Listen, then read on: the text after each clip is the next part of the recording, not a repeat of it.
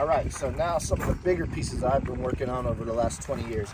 This jade forest, multiple trunk jade forest, came from a friend in Florida. He started it down there.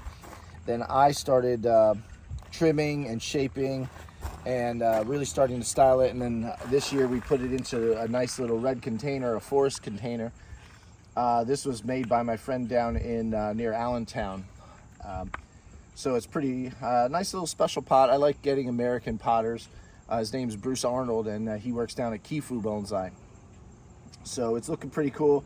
Got two little mudmen sitting in there. We like to dress it up, you know, spice bonsai up. You don't have to keep it so traditional all the time. But our goal, or my goal with this piece, is to make you feel like you're 1 inch tall and just kind of walking through here. If I can get you out of reality and put you into a forest for the day and just a little imagination of you walking through this, that's what you know, my goal is, to create the essence of bonsai in that. This cypress, this golden Hinoki cypress, was once in a landscape down in Harrisburg, and my friends with the company down there kind of hit it with their truck, had to replace it, so they put this in the backside of the nursery. And I probably got this about 15 years from them as nursery stock. And it's just been developing year after year into a nice little bonsai. This was probably a branch at one point that was probably hit by the truck. So that died all the way down. And we actually exposed the inner dead wood there a little more, just to give it a little more age. And then we put a bleaching compound on there called lime sulfur. It protects it and will kind of give you a good contrast of the living versus the dead vein. What I'll have to do this week is get a toothbrush here, just some soap and water, clean up that algae, and reapply the lime sulfur.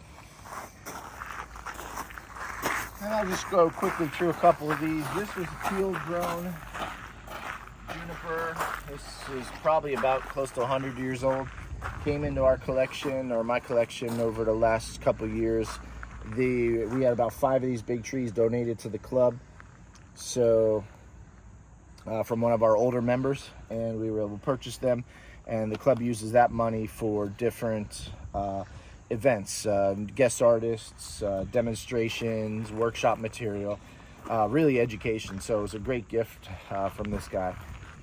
Got a little 3-group maple that started as a 5-group maple, and now it's 3. Unfortunately, sometimes trees die in bonsai. This collected larch is collected probably somewhere up near Vermont. My student and I own this, and we did a little video on it this year, doing the styling and the repot. That is in one of the pots by Justine from Forest Inn. And this pretty cool story on this. This came from one of our older members that was passed on to my old boss at the other nursery I worked at. This is probably an American hornbeam, and we didn't know what to do. So I was like, okay, Sue, let me mess around with it. I get this cool piece of ash that I found, and what I did, I carved out a little bevel, drilled some drainage holes in there, and then we attached the tree to the rock with wires. And then we put some bonsai soil in it, and then we put muck and moss around it, and that's what keeps it alive. This has been on this this piece of ash for probably close to 5 years now. Little boulevard cypress, needs a little work done, needs a good trimming, the wire taken off of it. So bonsai is all in different stages. Even when you get it to a nice form like this, a really displayable form, the tree's gonna grow. It's a living art. The tree's always going to grow. You're always going to have to trim it. You're always going to have to wire or rewire. Even the masterpiece bonsai are always going to grow out of their shape at some point.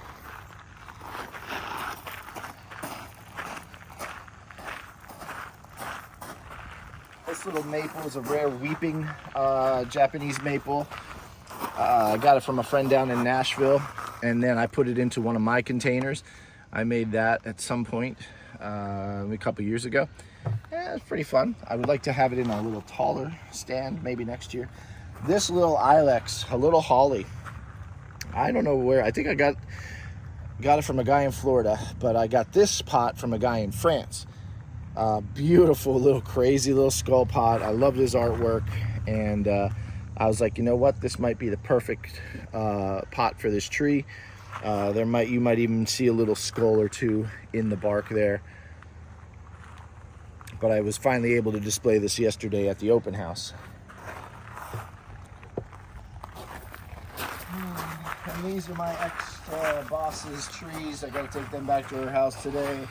We help everybody out in the bonsai community. You know, she's getting a little older, and you know, I'd be happy to take her trees down, put them on display, clean up the pots and everything.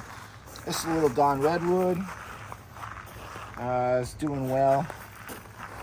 It's weird how healthy and unhealthy. 2 years ago, this tree was very unhealthy, and over the last year or two, you make sure you take care of the water, the fertilizer, maybe new soil, etc. Get it in the right lighting condition, and the tree's happy and healthy right now, and I'm really happy with the way that turns out. I would sell this one though. And then just one or two more trees kind of guarding the entrance to the nursery. This is a Brazilian grape tree, or a jabuticaba. I love this species to use. It's tropical, so it can't take our winters here. These do really well inside with as much light, and just don't forget to water them. I just have to have a little extra space inside for this guy. This is in another Forest Inn pottery pot. And this is one of my older Hinokis. And I've been working on this guy for a long time. And it's looking pretty good, but at the same time, like I said, it needs to get some cleanup done on it. I have to get in here and trim a little, separate the pads. I may even have to put a little more wire on it to put these into shape again. And hopefully after this last time here, the branches will set in place. It does take a couple years for the branches when you put wire on them and shape them, and you might have to take the wire off and reapply it 2 or 3 times, if not more, over the life of a tree. But that's part of the enjoyment of bonsai, and just relaxing doing that work, and trying to get this little piece of nature to look as best as it possibly can. So I think that's about it for now. Hopefully you can stop down to the garden center one of these days and do some bonsai lessons, or I'll help you get your first tree, or I'll even improve the one that you have. Until then, we'll see you soon.